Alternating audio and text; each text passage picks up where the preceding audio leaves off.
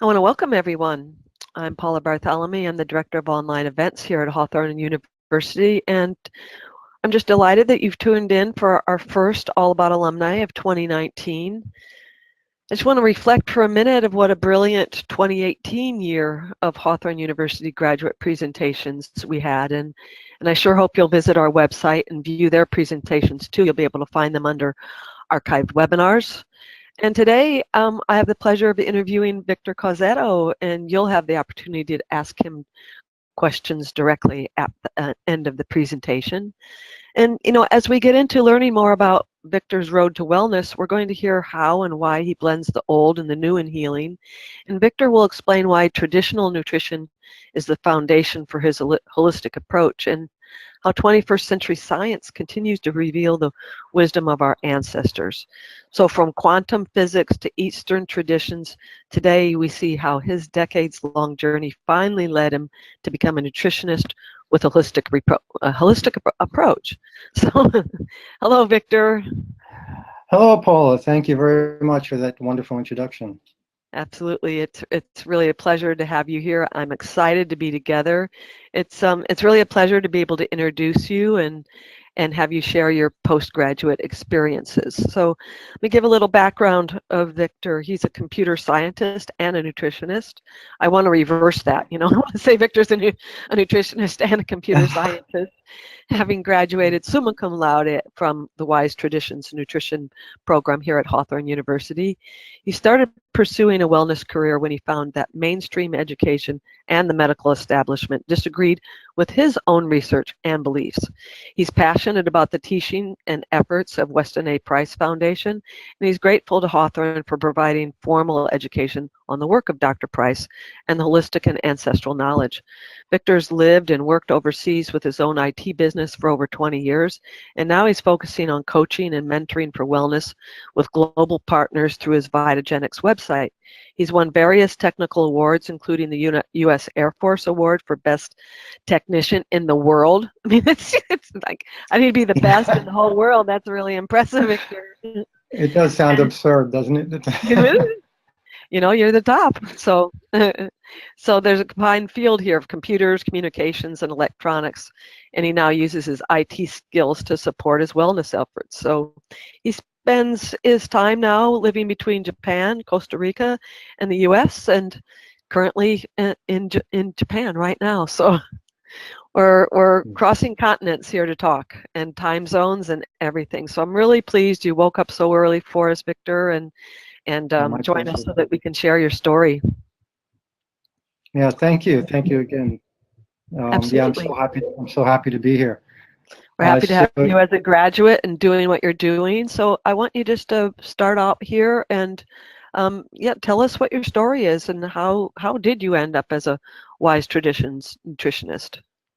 Sure. It's a bit of a long story. It takes a couple of decades because it started when I was in my teens, and I'm not that young anymore, I guess. Well, I'm still young, but I'm in my 50s now, mid 50s.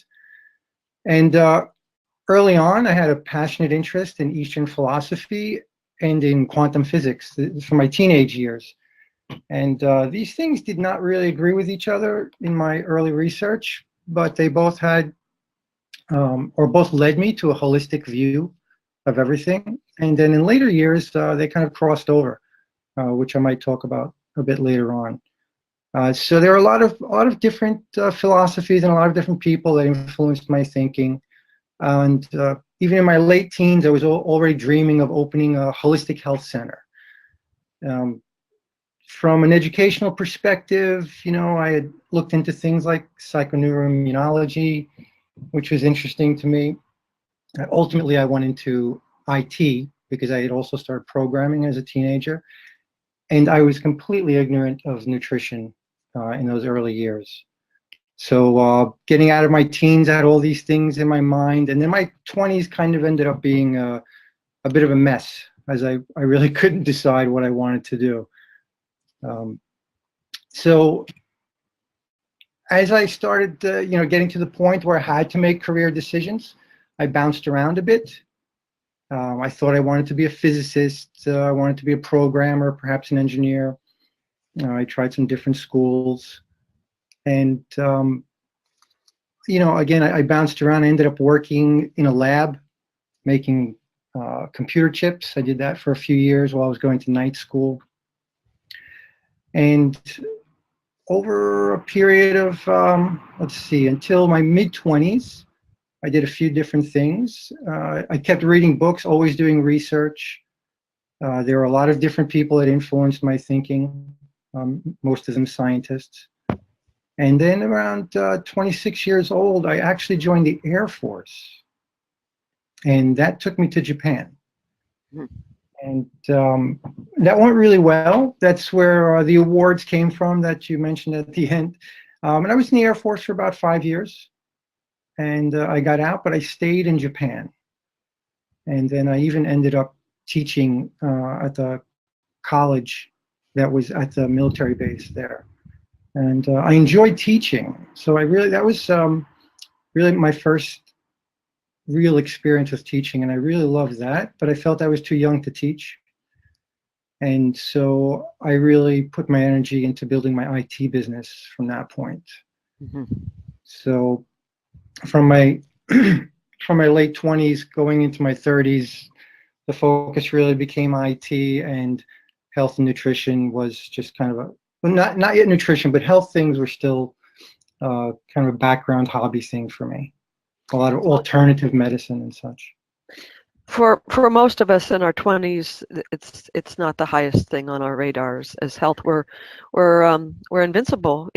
Nothing can happen. Right. Exactly. You feel that way, and I felt that way too, right? So I thought I was healthy. I was strong, fit, active. I had always been into sports, playing baseball. I started judo when I was 10 years old, and so I continued off and on in various martial arts.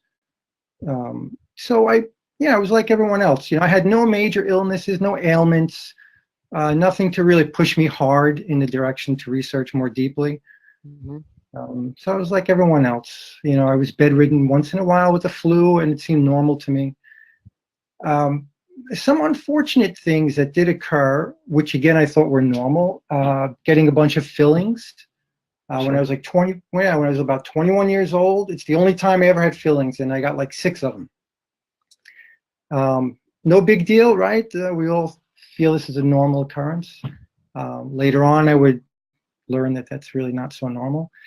And then also in my late 20s, I had all 4 wisdom teeth extracted. Again, because it was a normal thing to do, and I had the opportunity to do it for free while I was in the Air Force. So I thought it was a good thing to do. Again, later on in life, I would learn, looking back, this was one of my big regrets, actually. So I did, and by the way, I wasn't having real difficulty with my wisdom teeth at the time. It was just a recommendation of the dentists. Right? Well, given that you're identifying as a specific kind of wise traditions nutritionist, maybe you want to describe that a little bit for people that are unfamiliar with wise traditions focus, and then why you regret having your wisdom teeth out now. I think those play together. Yes, absolutely. So, right, I mean, throughout human history, we were not extracting our wisdom teeth, right? So humans, along with all other creatures in the world over a course of millions of years, have no problem fitting all of their teeth in their mouth, right? So we didn't have dentists 10,000 years ago or 100,000 years ago or a million years ago. And we didn't have these kinds of problems, right? So our teeth fit quite well in our mouth without trouble, and without cavities also. So these kinds of things, when we look back historically, it becomes very obvious that, wow, why am I getting my teeth pulled out? And these were the kinds of things that I started to become aware of later on. So the other thing, I had been, even from my teenage years, I had been looking to the past. I had been looking for these wise traditions, traditional things, like Chinese herbs and all of these other ancient practices Not all traditions are wise. So I happen to like this term wise traditions, and it so happens that Hawthorn provides this very specific program on to become a wise traditions nutritionist, which is connected directly to Dr. Weston Price, who again is also bringing up these wise traditions, traditions that have been proven to work. All right, so they carry wisdom. Yeah, so it's kind of funny. I no longer have my wisdom teeth, but yes, but I did learn from it. So so at that point, again, other things that I wasn't aware of at that time when I took out my wisdom teeth, I had fillings. There's other things going on in the background with my health. My health is declining, and but I'm not aware of it at that time. Right, because I'm not yet really familiar with all of these things. Right, I think I'm healthy and strong. Okay. Right? So I'm still educating myself. Well, you had indicated a little bit that your 20s and were quite a chaotic time for you, and Yes. so it's but you're moving forward. You continued to move forward at that point, and so Yes. So then I'm moving into my 40s is when things really started to change, and I had a lot of new influences, so that opened my eyes even more to health. One, on the negative side, my father had a pretty bad stroke, right? So that made me look further into those things. And then I had a child, my daughter, when I was 40 years old. So this made me also become more aware, more interested in being more healthy and trying to keep my family healthy. And so one of the real eye-opening things, and one of the first big things for me, was actually colloidal silver and the power of silver. And you might think that this is not directly related to being a wise traditions nutritionist, but one of the things about silver was, again, I found thousands of years of history in its use from the Romans and the Greeks, etc. And now in modern times, it became much easier to use silver. And in researching more and more about the silver, it led me to other people that I learned from along the way. And it led me to the Beck protocol and Dr. Robert Beck, who was using electric medicine. And here again, electric medicine, I was able to trace back its use to wise traditions, if I want to use that again, where you go back thousands of years and people would use electric eels to try to cure arthritis in their feet. And so this was a long journey for me. And at that point, when I discovered these things, I was no longer getting ill. Now, I thought I was eating good. I really still had not discovered the secrets to good nutrition, but I was trying to eat good. But between the electric medicine and the colloidal silver, it had a really big impact on my life. And I would like to say it was because of my diet that I never got sick anymore, but my diet was not that great yet. And my daughter, who is now in junior high school, 14 years old, she has never missed a day of school. And this I have to credit to both the nutrition and to colloidal silver. All right. So those were big discoveries for me back then. And they also led me to meeting other people that I still work with now, where I learned about this. And clay, that's another one that I discovered and used. So how did nutrition finally get on your radar, Victor? So that's a good question, right? So at this time, I wasn't getting sick, but I still had dental issues, which most people had. I did not get any more fillings, and it was interesting because the colloidal silver had allowed me to kind of keep tooth decay at bay. But I did get cavities that I could hold back, so I didn't get fillings, but they weren't healing. And as I started to do more and more research, I started to come across these websites from these women, mostly women, that were at home taking care of their families. And there were many of them. Of course, everyone knows Sally Fallon Morell, who's the founder and president of the Western Price Foundation. Mhm. But there are many other women out there that have blogs with information. And so as I was looking at ways to reverse tooth decay, fermented cod liver oil kept popping up. And this product led me to Green Pastures and David Wetzel, who is the owner of this rather small farm in the middle of America. And Right. on his website, I learned so much about vitamin D. He had a tremendous amount of information on his website, and he still today he has even more. And so I learned, and also from studying that and learning how to heal teeth, and then I did it. I was actually able to successfully do it. So the dentists were telling me I would have cavities, and then I said, no, I don't want to get a filling. I don't want to do anything. I'm going to try to heal it, and then it would be healed. Mhm. So I experienced the power of real food. Of course, it wasn't just the fermented cod liver oil. It was a lot of other things. And this led me eventually to the Western Price Foundation. So at first, it was the blogs from all these different women, and reading all of the blogs also at Green Pastures and elsewhere. And then I discovered Dr. Weston Price and his book, Nutrition and Physical Degeneration. And for me, I'd have to say that was the Holy Grail, Yeah. the most profound book that I have ever come across. Amazing that you place that, so high at the top. I mean, I've heard people identify it as a nutrition Bible before, but the Holy Yes. Grail really places it, Victor. So Yes, and I don't mean, so I often tell people I don't mean to be offensive or anything when I use this expression, but I really do believe it is that significant. mhm. And I've read a lot of books and a lot of different practices and philosophies, and there are so many important books out there and so many important scientists. But this one really was the key to health for me. And one of the reasons is that it's so obvious because it connects us to, this very long history of knowledge. And he did such a fascinating job, with the photographs and x-rays. And this was done 100 years ago.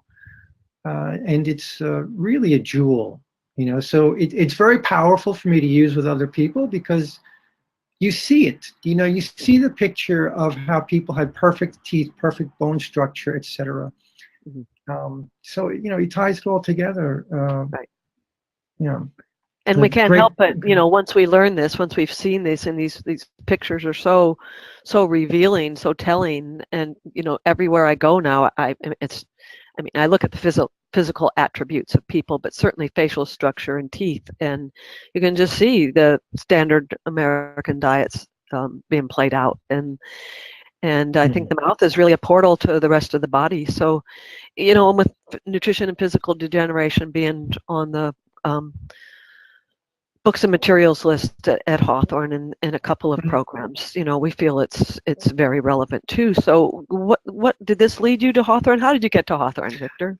Yeah. So the turning point was actually a rather sad one. My father had come down with cancer Mhm. when I was around 50 years old. Mhm. And actually, they discovered he had cancer for a long time. So they discovered it very, very late. And this was an unfortunate thing. So at this point, I was aware of all of these different things in alternative medicine, or if we want to use that expression. And I was aware of Dr. Weston Price's work, and I wanted to help my father, but I Certainly. wasn't a doctor. So it was very difficult, and I was very opposed to chemotherapy and other things. Mhm. Um, and there was not much I can do, but this event is what led me to Hawthorn University. And I had been looking at education over the years, but honestly, if I met 100 nutritionists today, I would probably disagree with 95 of them, because most of them are educated on 20th century science. excluding Dr. Price, actually. I mean, it's really 21st century science. It's really these new programs that are coming out of schools like Hawthorn that are providing us with the current knowledge. So until I found Hawthorn, I was looking at nutritional programs and I was like, no, this is wrong, this is wrong, this is wrong, I don't agree. And then I found Hawthorn and I was like, oh my God, this is fantastic. It's exactly what I'm looking for. I agree with everything that I see. And it has been fantastic. So not just the programs themselves, but the faculty, the student body, etc. So it's really been a great find for me. And I don't intend to ever stop my education at Hawthorn because there's a lot of really good programs there. So I intend to just continue indefinitely. It's wonderful, Victor. You'll be very welcomed back into our doctoral program, and just it's very touching, the story with your father, and it's sadly all too common and increasingly so now. So, coming back in and steeping yourself in some endocrinology and see what you can do, what kind of difference you can make in the world with that too. Yeah, so I'm going to try. And that's what led me to start Vitagenics also, right, to get some of the knowledge out there. So okay, so tell us about that. What is Vitagenics and what your intention is with this business? Right. So Vitagenics is it's really just a website. It's not a formal business, not an MPO or anything like that. So it's where I try to accumulate a lot of my information. I'm trying to bring people together to inform both healers and people that are suffering from whatever might be ailing them, or for people that just want to stay healthy, right? I want to get away from the paradigm of managing disease, and instead I want to manage wellness, right? And so Vitagenics is my portal or my platform for doing that. And I'll work in many different ways to make it happen. So the website is there, puts out information, right? And it helps me bring people together. And then the ways I will use the website, so I'll use it for coaching and mentoring, where I could find people. And I actually don't want to get too deep into coaching and mentoring. I'm to be a nutritionist, I guess most people will take the more obvious route of maybe working in a clinic or opening a clinic and you have clients. But I'm actually trying to avoid that. And while I do some coaching and mentoring, I want to lean more towards retreats and getaways, providing people or directing people towards good food. I'm not producing any food or supplements, although there are a couple of things that I'll talk about here. So kefir is or kefir. I don't know, how do you like to pronounce it, kefir or kefir? Both. I say kefir, but it's used both. It's fine. Yes. So yeah, for me too, I always tell people the same thing, right? So this is something I fell in love with years ago, and I like to educate people about it, try to get them kick-started on it by passing out grains and just showing them how to do it. One of the things I'm big about doing is seminars, and so a seminar on kefir, giving people a chance to get their hands on it and really understand and get educated about it. And a lot of my family is doing kefir now. And so I've introduced kefir to many people here in Japan and in the US. So you're making different kinds of kefir, from water to coconut to grain? I stick with the raw milk kefir. So, you can basically cow's milk, goat's milk, those two are the best. You could throw it into coconut milk once in a while, but it's much, much more powerful using the cow's milk. So this is what I always try to motivate people to stick with. The water kefir is actually a very different type of thing. It's not the same grains or not the same SCOBY, you might say. Right. when we talk about kefir, we use the word, we say grains. We have kefir grains, which is really the starting culture.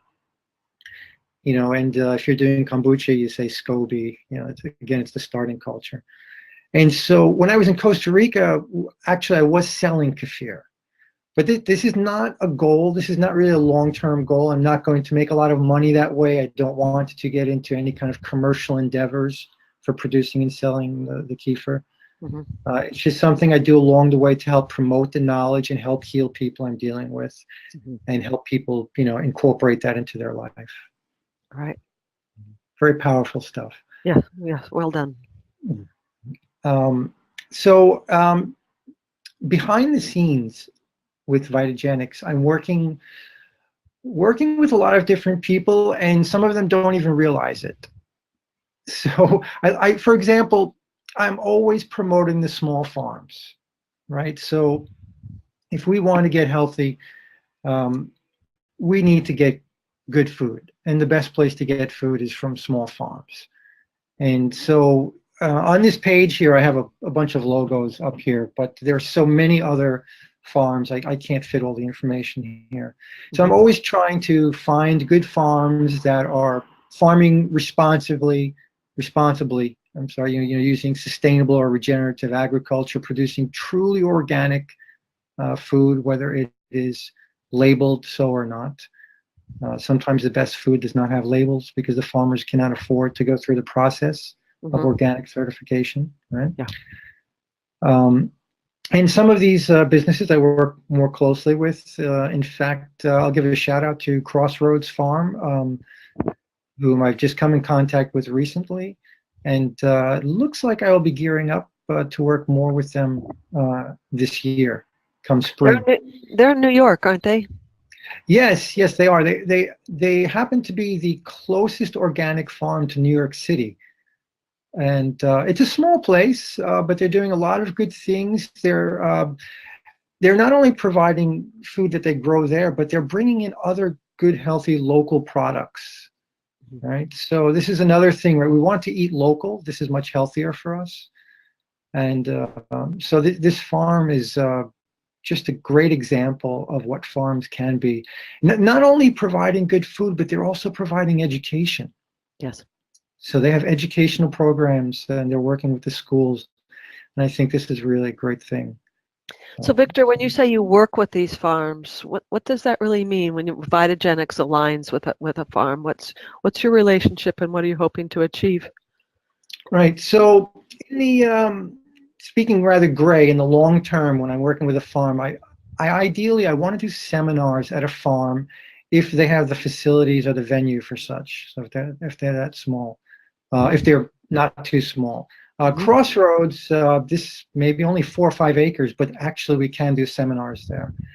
And this is really good because it helps to bring more people to the farm.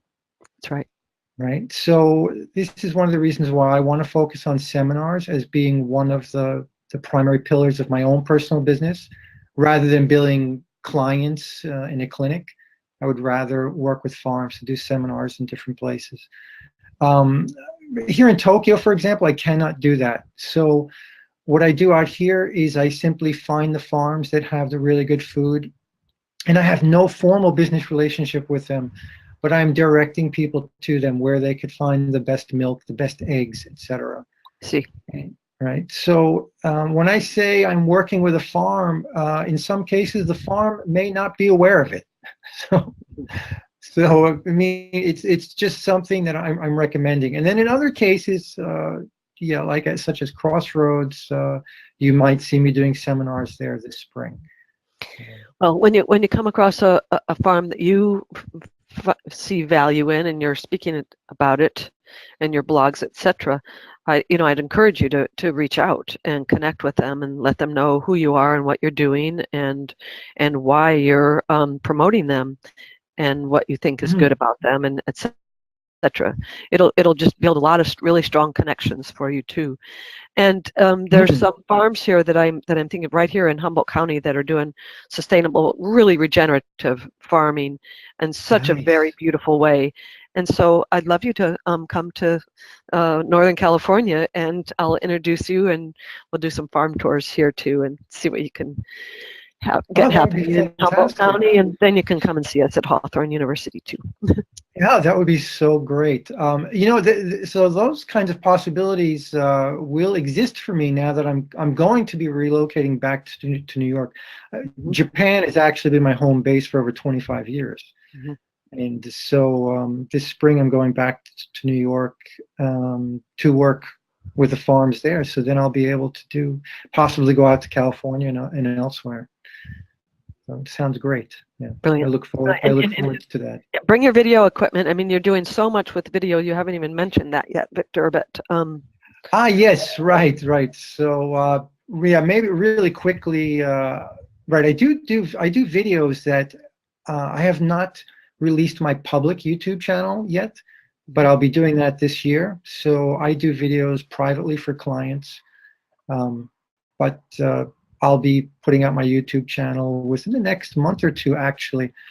Um, so you see here on the screen now, I have my income sources, and it's kind of near term, short term, long term, mhm. and as I mentioned, I'm really gearing up. I want my seminars to be a key part of that. Yes, The videos will become more important, and certainly.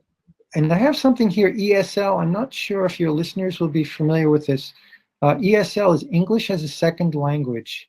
Mhm. So because I travel, to different countries, I teach English part-time to non-native English speakers. Mhm. And I use this as an avenue to teach nutrition. I, Excellent. I so I use my nutrition and our health as the foundation for teaching English. I love it. So yeah, yeah. So me too. So I intend to continue that. Um, yeah, and that's about it. I have here kefir and bone broth, but I do not intend on really making money from those in the long term. As I said, those are kind of incidental. Mhm. I make them for myself and for people I'm working with.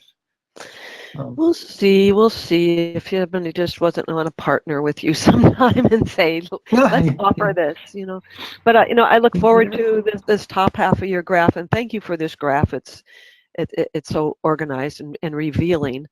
But this top half of it is gonna. I look forward to your color scheme coming all the way across across your Yes, graph here the next time we me talk, too. Victor. Right? Yes, yes. Thank you very much. Right up there into the 90 percentile. You bet. Well, you've done so much. You've got plans. Yes, that's where I'm going. Have you Yes, faced any challenges? What's yes. what's that Yeah, for you there? absolutely. Well, I guess mostly it's about a paradigm shift, about trying to change the way people think about wellness. You know, focusing on their health rather than focusing on disease. So I've got some quotes here. Treat the patient, not the disease. It's our modern medicine tends to be too focused on managing disease rather than managing health. And so I just focus on trying to keep people strong. A healthy body, a human at its maximum potential will overcome basically anything. Right? I mean, we would not have survived for millions of years. We would not have been able to evolve if we were not strong enough to defeat all these various diseases and ailments and such. Mhm. And so the paradigm shift is a big one, and getting people to realize that they can have the power, they do have the power. And so I just wanted to try to empower people. Um, Astroturfing and seeding is a bit of a problem. So, and your listeners may not be familiar with these words. Astroturfing is kind of fake grassroots movement coming from the big pharmaceutical companies and big agricultural companies. We live in the age of information warfare, Hmm. and this is a reality. And so there's a lot of false information out there, and so we have to constantly keep ourselves educated and try to re-educate our potential clients. And so this is really the biggest challenge. It's changing that paradigm, getting people to see things differently. Trying to get away from the status quo. That's right. It's happening. It's happening, Victor, and you're one of the players now, and will become a significant player in this paradigm shift. And I love it, that you're traverse yourself through three very significant and very different territories, and just how much broader of an influence that you can have in your educational outreach. So, bravo. Oh, thank you very much. Yeah, thank you. So, yeah, I'm hoping to have more and more of an impact over the course of the future. So, I want to do more collaborations and more just teach, right? So we need to educate everyone. And so I certainly appreciate that Hawthorn exists. And I appreciate you guys giving me this opportunity to get this information out there and get myself out there. Absolutely, it's a pleasure. But future, where are you going, Victor? What's up? What are you going to pull together for us? Yeah, so hopefully some book publishings, the YouTube channel, podcasts, those things should be coming soon. Wellness retreats. There is a long-term vision for even help, working with other people to open some holistic health centers around the world. I have a good friend, my good friend, Dr. Milano. She has a chiropractic center. She's been a chiropractor for decades. We know each other since high school, actually. She's one of the people we used to talk about holistic health centers many decades ago, and she went on to be a chiropractor. Well, Victor, you've said really clearly that you weren't interested in working in a clinic or opening a clinic, and right. That. But holistic health centers here. So distinguish between holistic health centers and a clinic. Right. So a holistic health center could be a place where there could still be seminars happening, and there could still be people working like a clinic. So there are always going to be people that want to stay with that paradigm. There are always going to be people that need more than, maybe they're not comfortable with just the idea of coaching and mentoring, but they want to walk into a place and see someone wearing a white coat, right, that will sit down with them and kind of tell them what to do. I don't really want to tell anybody what to do. I want to give them information. I want to empower them. But with a holistic health center, we can provide a lot of different things, so, and that depends on who you have involved in the holistic health center. And there are a lot of great clinicians out there, right? So I'm not opposed to working with clinicians, right? There are a lot of great people coming out of Hawthorn that go and work in clinics, right? Well, certainly there are people that are very ill, and getting some directed appropriately, and that might require some lab testing, a very careful and thorough intake. But the more entrenched we are in illness, the more challenged we are to see our path out of it to wellness. And certainly from an educational standpoint, I think that you'll serve your communities very, very well. And I'm glad that you're aligned with Dr. Milano, and you will with others that'll be able to bring the medical perspective and the integrative, the holistic medical perspective that's needed, that aligns with your principles in your holistic health centers. That's what I see. Oh, yes, that well said. Better than I could have said it myself. Yeah. I'd like to add to that too. There are a lot of tools that people cannot have on their own at home. So you need to go somewhere. So I'm also a big fan of modern medicine, and I mentioned things like electric medicine and such. Right. So there are always new things that are going to be at our disposal, and not all of them are affordable to be owned, on a personal basis. So. Yeah, so health centers and clinics provide a lot. And the lab testing too, as you mentioned, is so important. Was there anything that we missed, Victor, in terms of future endeavors that you have on your gurgling list of bubbling brain manifestations that you want to bring about? I think we covered most of the important things. And as I mentioned, I'm right at the cusp YouTube channel coming out, and probably podcasts later on this year. All right.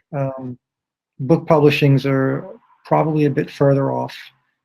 So I think that's about it. There will no wellness retreats or holistic health centers this year, although even those things are in discussion with some people, so you never know. But I base what you see here, number 10 things I forgot to talk about.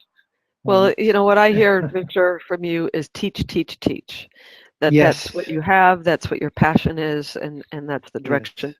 that all of these endeavors, it's what it's all about. So I want to, wish you the best, moving forward. I certainly hope that you'll come back and share your successes and new projects and ideas with us. And yes, as we said from the beginning, we do our best to condense this into a time frame here, but we could have sat easily for 2 hours and talked about what you have and what you're doing and what you hope to do. So let's. My apologies if I went too long on any of it. No. I want to. I just want you to let people know where, how they can get in touch with you. Yes, so the last screen here, there is my site, Vitagenics.net, and you can find me on Facebook or anywhere. All right. So you can find me on Facebook under Victor.Cozzetto or at Vitagenics. I'm not very active on Instagram, but I'll get more active. All right. Yeah. All right. So, and you can see my email, Twitter, Skype. Line is an app for people in Asia. I don't think your listeners You don't in think the so? US will be free. No. Yeah. I'm not sure. Yeah. But thank you for this, and I encourage people to look you up. You're somebody to follow, Victor. There are great things coming, and you're doing great things now. So I appreciate you taking the time and getting up so early for us while over there in Japan and sharing what you're doing. It's really been a pleasure. Oh, my pleasure. Thank you so much for having me. I really appreciate the work that you are doing and the work that Hawthorn University is doing. Thank you. Thank you. And I just want to say that our next All About Alumni will meet back here on Wednesday, February 2nd, live with Laura Ellers. She's a graduate from our MH&E program. And until then, I wish you, Victor, and everybody listening all the best of health, and take good care, everybody.